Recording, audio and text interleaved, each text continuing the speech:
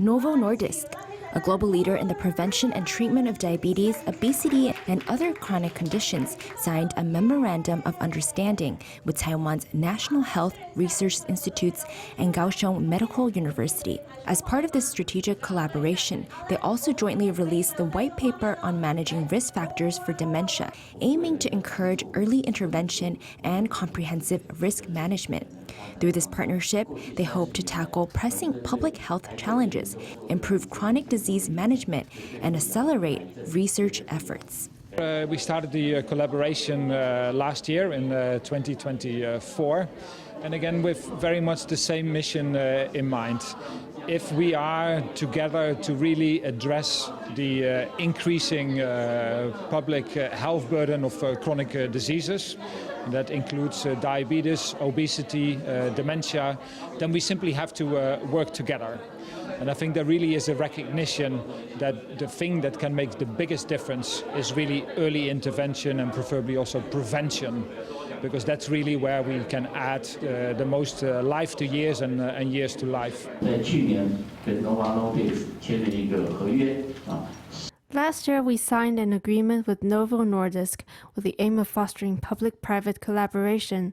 The National Health Research Institutes serve as an ideal interface, helping to bridge government policy and resources within Taiwan's academic institutions, medical centers, domestic industry, and international support.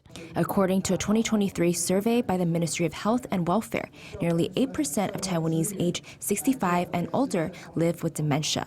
That's roughly 1 in every 13 seniors. The white paper outlines 14 modifiable risk factors of dementia, including managing obesity, diabetes, hypertension, and high low-density lipoprotein cholesterol. From a risk factor perspective, we are as a company very much focused on diabetes and obesity, and recognize that as a rule of thumb for people with diabetes or with obesity, that the risk of developing dementia is approximately double. So certainly when thinking about the best thing to do to prevent dementia is really to intervene early and work on the prevention of diabetes. And really one of the underlying causes there is really to think about obesity as a significant contributor and risk to diabetes, to dementia. So leading in a healthy lifestyle, but I think also increasingly thinking about the right medication to deal with obesity is the right way forward. Starting January 1st next year, under the Long-Term Care Plan 3.0 initiative, we will expand dementia care services to cover individuals of all ages.